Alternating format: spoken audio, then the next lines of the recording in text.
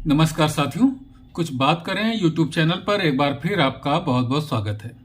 आज लगातार मैं तीसरा वीडियो बना रहा हूं कर्ण के ऊपर, क्योंकि हमारे समाज में एक ऐसा वर्ग है, उसे प्रबुद्ध कहें या सामान्य कहें, जो कर्ण के प्रति आस्था रखता है। तो ये तीसरा वीडियो कर्ण के ऊपर आपके समझ प्रस्तुत करता हूं। हमारे समाज में निकृष्टतम अपराध जो माना जाता है वह किसी स्त्री के प्रति किसी पुरुष के द्वारा किया गया अपराध, इसे हम निकृष्टतम अपराध की श्रेणी में रखते हैं। यदि हम किसी स्त्री को अपशब्द कहते हैं, किसी स्त्री का शारीरिक शोषण करते हैं, तो यह सबसे निम्न कोटि का अपराध माना जाता है और इस अपराध के अपराधी को समाज कभी क्षमा नहीं करता। अन्य दोषों के साथ साथ, अब कर्ण की अगर बात करें तो अन्य दोषों के साथ साथ कर्ण में यह दोष भी था, उसने भरी सभा में द्रौपदी को वेश्या कहा था।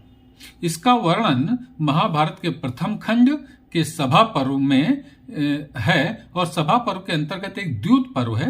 उस द्यूत पर्व के 902 नंबर पृष्ठ पर इसका एक वर्णन दिया हुआ है। वैसे इसका वर्णन 3-4 पृष्ठों में दिया गया है महाभारत के इसी द्यूत पर्व में, लेकिन मैं जो जिस बात का उल्लेख करूंगा वो 902 पृष्ठ पर अंकित है। जब दुर्योधन के भाई विकर्ण ने द्रौपदी के साथ हो रहे दुर्व्यवहार का विरोध किया तो कर्ण ने उसके उत्तर में क्या कहा, आपको मैं खुद महाभारत का वो पृष्ठ दिखाता हूं, आप देखिए। इसके बाद 2-4 बातें और करूंगा। ये देखिए दोस्तों, ये है महाभारत का प्रथम खंड। इस प्रथम खंड के सभा पर्व में जिस दूत पर्व का मैं वर्णन कर रहा हूं, इसका पहले तो एक पृष्ठ ये देख लीजिए। ये सभा पर्व के दूत पर्व का एक पृष्ठ ही देख लीजिए, जिसका मैंने अभी जिक्र उसमें नहीं किया। द्रौपदी को अपने दीन पतियों की ओर देख दुशासन उसे बड़े वेग से झकझोर कर जोर से हंसते हुए दासी कहकर पुकारने लगा। उस समय द्रौपदी मूर्छित सी हो रही थी। कर्ण को बड़ी प्रसन्नता हुई। उसने खिलखिला कर हंसते हुए दुशासन के उस कथन की बड़ी सराहना की। सुबल पुत्र गांधार राज शकुनी ने भी दुशासन का अभिनंदन किया। यानी कि यहाँ देखिए कि जब दुशासन ने द्रौपदी को दासी कहा तो कर्ण को बड़ी प्रसन्नता हुई। कर्ण जैसे इस योद्धा से हम इस बात की उम्मीद नहीं कर सकते कि द्रौपदी को दासी कहने पर वो खिलखिला करके हंसे। खैर, मैं जिस 902 पृष्ठ की बात कह रहा था उसको मैं आपको दिखाता हूं। ये देखिए, ये जो है 902 पृष्ठ है और ये यहां देखिए, ये कर्ण का कथन है।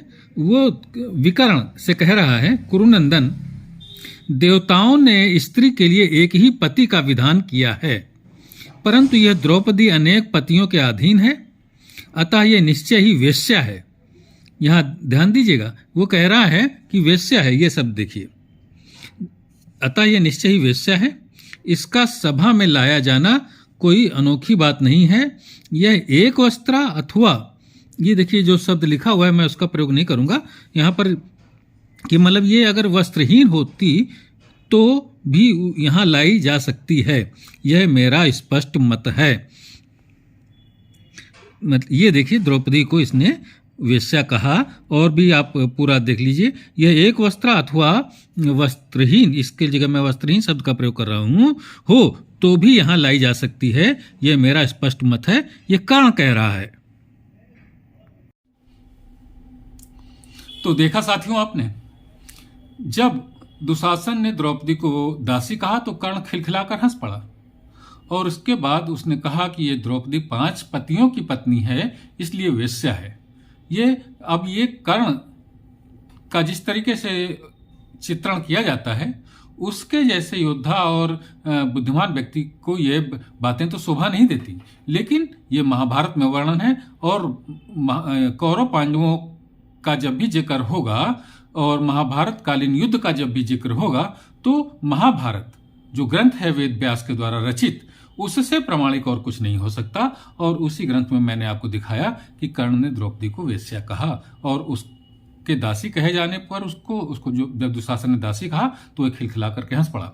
और भी बहुत सी उसमें बातें दी हुई हैं, अगर आप पढ़ेंगे इस महाभारत को, तो आपको समझ में आएगा कि कर्ण की महानता तार तार हो जाती है जब आप इसको पढ़ते हैं। यानी कि कर्ण का चरित्र कतई अनुकरणीय नहीं है, मेरा कहना यह है। और कर्ण के चरित्र को अगर आप अनुकरणीय कहेंगे तो इसका मतलब है कि आज भी स्त्रियों के प्रति आप अपराध करेंगे। तो साथियों, ये मेरा मत है कर्ण के संबंध में। अगर आपको ये बातें अच्छी लगी हो तो मेरे इस चैनल को लाइक कीजिए, सब्सक्राइब कीजिए और अपनी टिप्पणियों से हमें अवगत कराइए।